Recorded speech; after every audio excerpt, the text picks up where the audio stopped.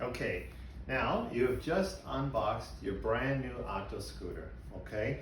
The first thing you're going to notice is there's a little fuse and a little Ziploc pouch inside the battery or next to the battery, stuck in between the frame and the battery. We're going to push this button here to lift out the battery and catch the fuse in its little pouch, okay?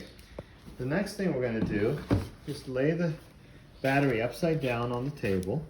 You're going to notice a little fuse cap right there.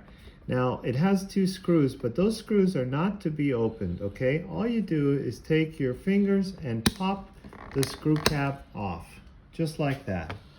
Then we take this fuse, which is a 30 amp automotive fuse that you can get at any automotive store, but it comes with the scooter, okay? So we're going to put it in the two slots there and push down.